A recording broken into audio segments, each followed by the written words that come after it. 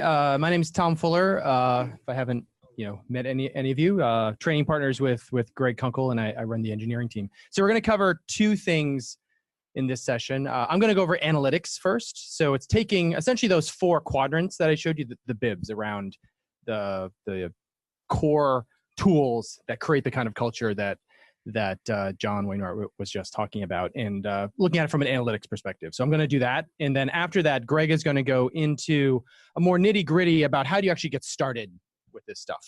And so that'll be part two of this. So from an analytics perspective, I wanted to start here with this idea of expectations. I think kind of what was embedded in what John just talked about was that when you have these really high performing teams, there's kind of this cool combo of there's high expectations. There's also an element of vulnerability. And from the expectation perspective, what does that feel like? So we created this page after we actually visited the SEALs. One of you is a SEAL, right? Someone, there you go. When we visited them a few months ago, because I guess in my head, I had this expectation that if you are a high performing team, in one way, the team is cognizant of that. And there's, I don't know, to make sort of a cartoon of it, there's almost like high-fiving each other, like we're SEALs, we're awesome. But in fact, when you look at both what it feels like to be in a high-performing team, but actually look at the data, it's the opposite of that. So here on the left-hand side, you have what I would say this is actual data from that's showing up in the feedback tool from teams, and in particular teams that are giving each other a lot of 3s and 4s. So it's more appreciative kind of feedback. Things like great presentation, I learned a lot. You nailed it. Great job this weekend. You're motivated. Awesome. And appreciation, of course, has an important role. But if teams are frequently exceeding each other's expectations, so the definition of 3 is exceeded my expectations, 4 is far exceeded. So if you're in a culture where your expectations by your peers, and the most important thing is these aren't your bosses, it's not your subordinate, these are within the team itself, within your peers. If your peers are constantly saying you're exceeding my expectations, there's really no motivation. There's no culture around growing and developing. The unintended team norm is, I don't think you can do much better. Or maybe other variations of that. Perhaps I'm afraid to tell you how to do better. Or I think if I say that to you, you're going to retaliate and you're too fragile. But in any event, it all works in this, it creates this team dynamic that the team isn't helping each other get better. The team is just kind of, I'm doing my thing, you're doing your thing. We're all kind of cruising down that river and going with the flow. Versus when you look at the data from high performing teams and look at the quantity or quality of the feedback that they're giving, there's much more kind of 1s and 2s. There's much more meet and below expectations. I've seen you do better. Here's how. I have a different point of view. This was typical. I didn't learn anything new. I feel something wrong. But there's also high performing teams that also recognize improvement. So you did better. Definitely improvement from last time. So it's not, all, wrong. It's a healthy mix. And the team norm there is that we expect each other to improve. I think the key point here is that it's less outside groups. So I think we have one cool thing about NextJump in the feedback data set is that we have visibility and actual data around things that are normally invisible. So in most organizations, feedback happens one-on-one behind a closed door verbally. So there's no data. We have, terabytes of it, lots and lots of data around what actually is happening within teams. And what the data says is the most important thing is not what people outside of your team. So NextJump, for example, is divided into different business units. I'm in business 2, there's a business 1, there's shared services, that kind of thing. What matters most is what we within our business 2 team are saying to each other. It matters less what other teams outside of us are saying, but certainly how we treat each other is the most important indicator of success. And the kind of punchline here at the bottom is that it's counterintuitive, but high-performing teams do not score each other high. Rather, low-performing teams do. So that's sort of from a qualitative perspective. When you go into a team, you can kind of feel like, where are they at? Are they at, you're awesome, everyone's awesome, let's all high-five each other 24/7? Or are they serious about, we're here to help each other improve? And how does that look from a quantitative perspective? What's happening here, so this kind of thermometer, this is our feedback app scale, so 1, 2, 3, 4. And what you want for people to be is in this optimal performance zone. I'll explain that in a minute. But you don't want to be in one of the red zones. And these red zones, so at 2.5, that represents that more than half of your feedback are 3s and 4s. So if your average for the team is 2.5, that means more than half the time your expectations are being exceeded.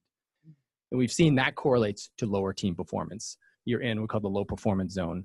On the other hand, you can also get too negative. Like you're only being critical of each other in an excessive degree. And that's at this 1.7, which correlates to more than 90% of the time.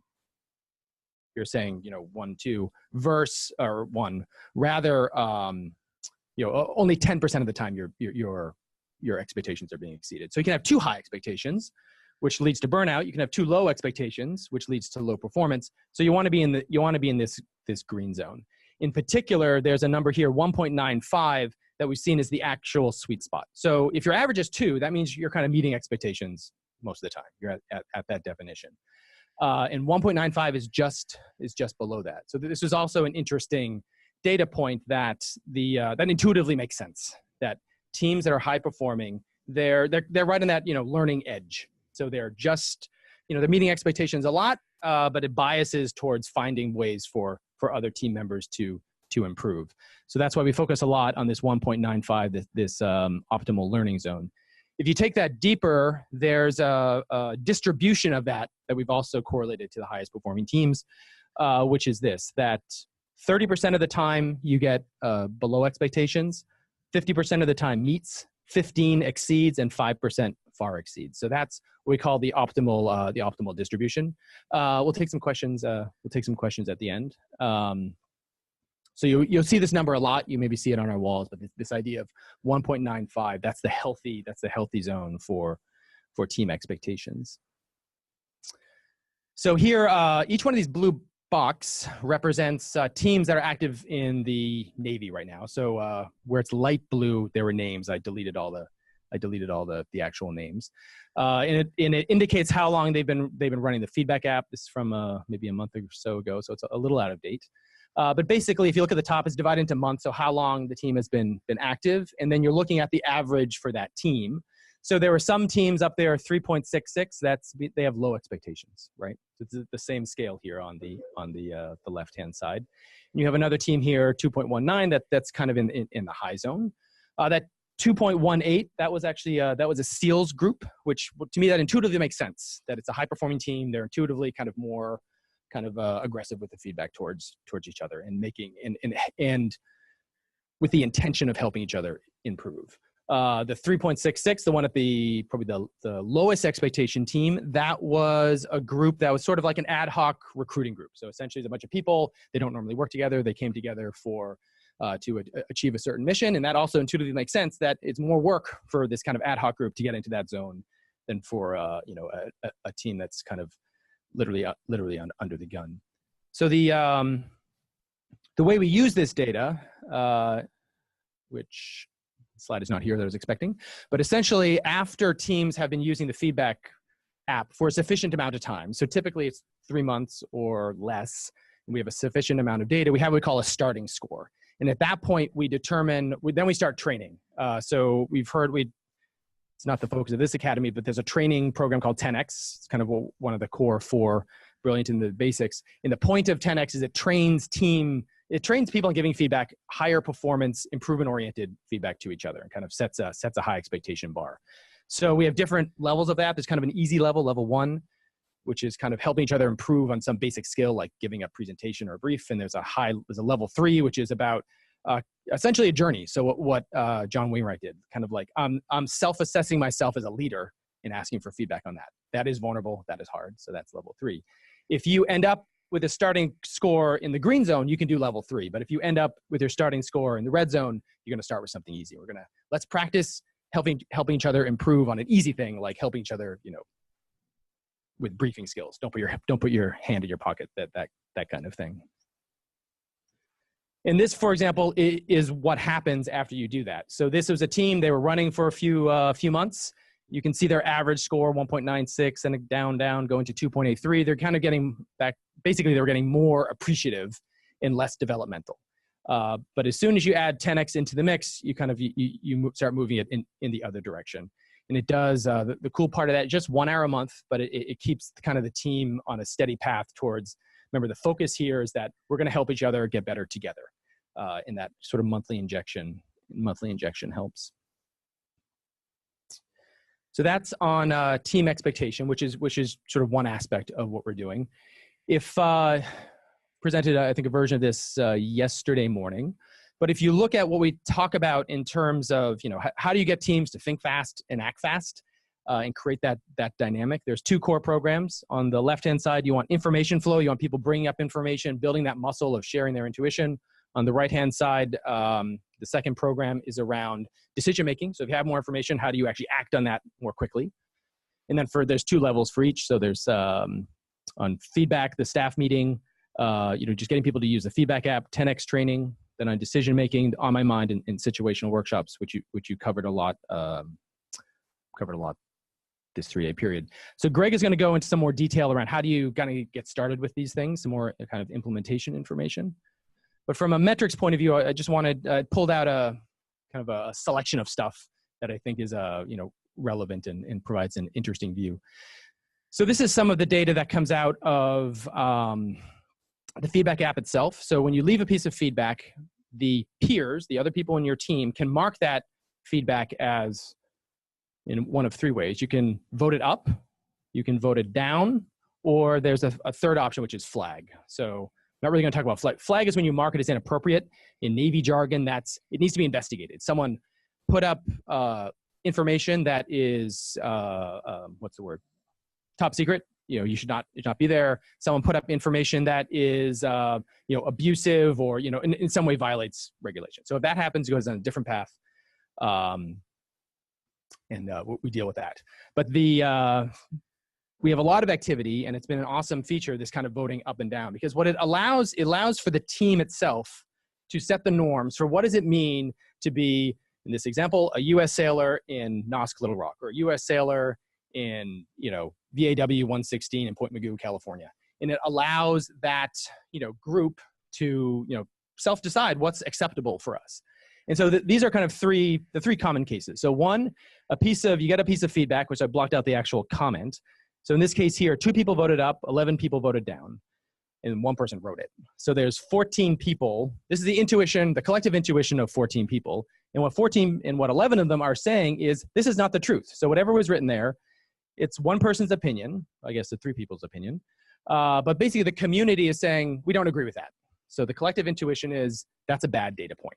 And that's how we think about and how we advise people to think about feedback data.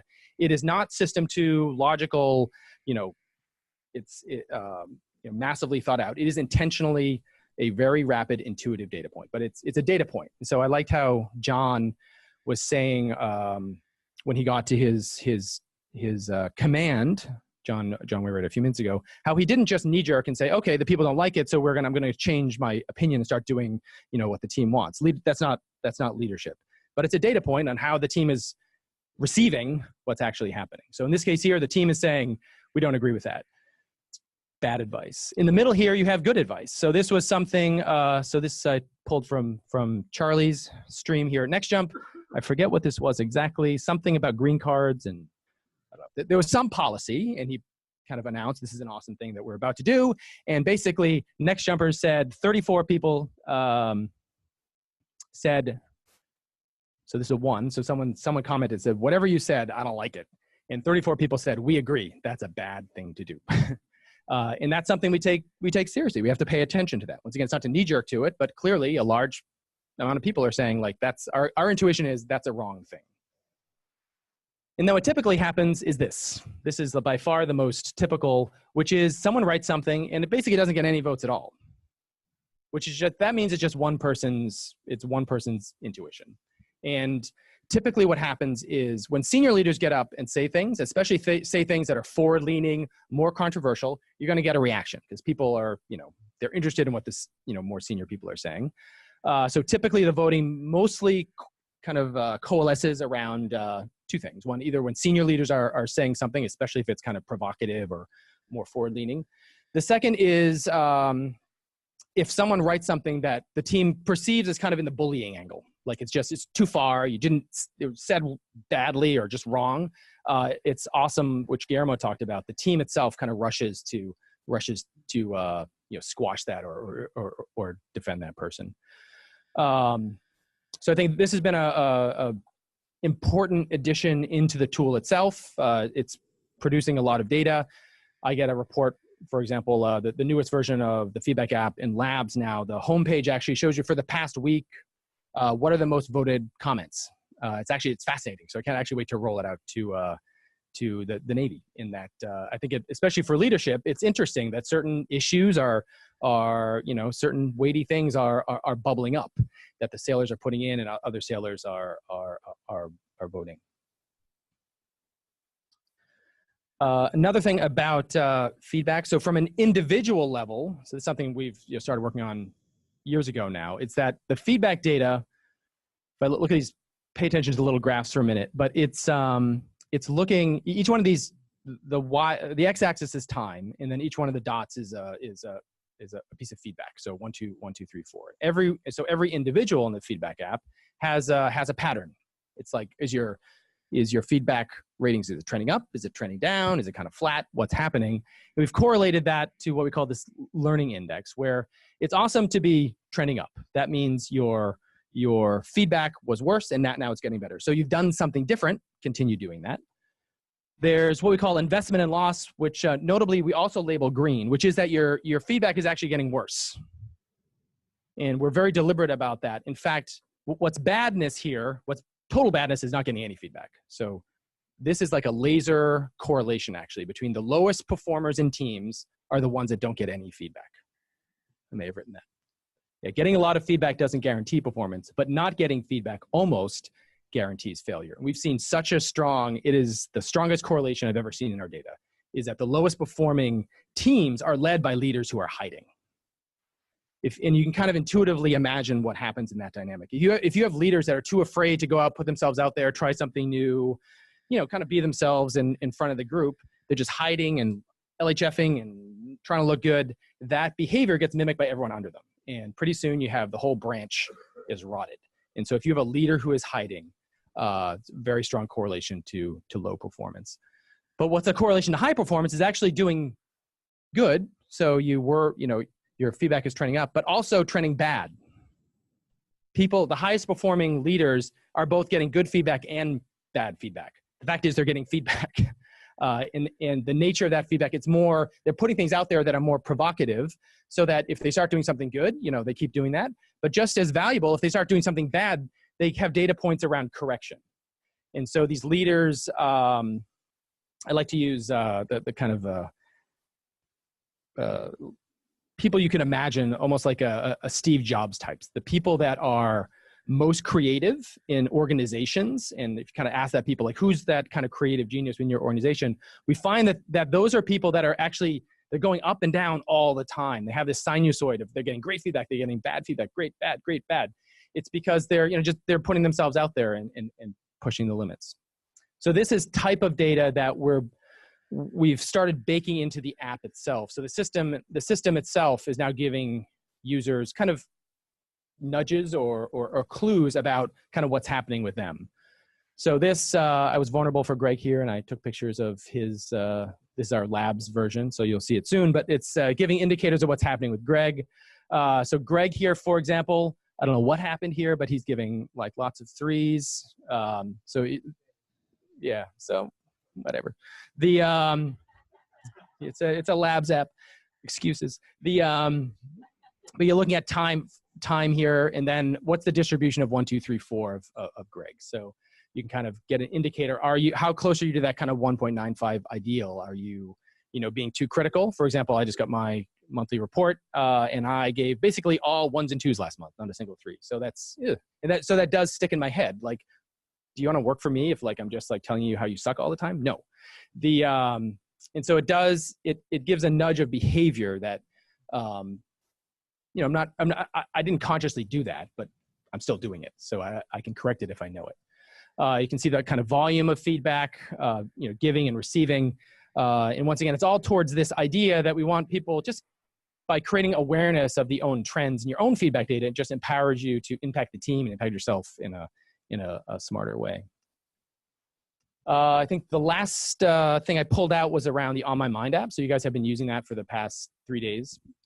And it's probably the newest app that we've released, but it has some really interesting data from it. From a sort of a practice point of view, like the intention of the feedback app is that, emotions drive, excuse me, the point of the On My Mind app is this kind of basic idea that emotions are the biggest driver and influencer on decisions that you make. If you're being told to do something and you intuitively hate it, you may kind of force yourself to do it, but eventually that energy is going to die down and, get the pink zebra thing and, bad things start happening. If you're being told to do something, you love it, well, then that's all great. But that typically doesn't happen. And people, especially in the workplace, we're all like, it's almost this norm, this kind of behavior that it's like bad to bring up. Emotions have nothing to do with work. You can't cry in baseball, like whatever that movie was, which is just the opposite, because these are the things that are actually driving your behavior more than anything else. So how do you get a control of your own emotions first and foremost? And one interesting thing that's come out of this is that this is from one of my colleagues, Nyan. This is let me put this up here. This is his view. And so it's when you enter it, you're entering an emotion. Each emotion is kind of a good emotion or a bad emotion, red or green. What we found is that for most people, it's about 50-50. If I look back, which is interesting, because if you compare people saying like looking back for the past 3 months, what do I think the tenor of my own emotions is? Is it positive or negative? I would probably say negative, but then I look at the actual data. I'm like, actually, it's not that bad. It's pretty much, the reality is for most people, it's about 50-50. And it was a tweak in our application where we deliberately only have 3 emotions, because you don't want to just have one. We think that's a big mistake, because we're all kind of a mishmash of schizoitis. Like you feel good and bad stuff at the same time. But by doing an odd number, kind of forces you to say, does it lean forward or backward? And then you kind of see you can see the emotions. The thing that is very interesting that's now emerging from this is you can actually look at entire teams, and this is where it's really fascinating. Because you can look at teams and say, okay, this team or this office, suddenly they were in the green zone, they've suddenly gone red. What happened? And then as leaders, we can address, like, figure out what's happening. Or the other way around. Things are going green. Like what's up with that? I think another dynamic that we're also beginning to understand is that the idea that really destructive behaviors, especially, it's not just the military. I mean, the military thinks a lot about, spousal abuse issues and alcoholism and, suicide, like worse stuff like that. But it's happening, all over the economy or all over our society, that, suicide rates are at an all-time high. They're getting higher. Just bad things are happening in companies. And it's the ability of the On My Mind app to provide visibility. Number one, the ritual itself allows a level of connection with at least one other person that you can start sharing and getting used to. Okay, if I'm in this work environment and like we've been trained not to ever share anything about what we're actually thinking and feeling, this is a tool to like start the march down. Okay, let's get a little more authentic with at least one person. And we believe that the data, or when people suppress especially negative emotions and they literally never get them out and bottle up, that's ultimately what leads or helps contribute to, bad things happening. So creating an environment where at least you can signal to someone else that, things aren't going good for me right now. And not this is the only thing, but like, I think the culture code, like we talked about with Daniel Cole's book, it's like a mesh of things. At the end of the day, it's not like one thing. Just do feedback and it's going to be successful. Just do coaching is going to be successful. It is a mesh of things. But a very important piece of that mesh is people getting more comfortable and more self-aware with their own kind of emotional state. And so the data coming out of this is fascinating.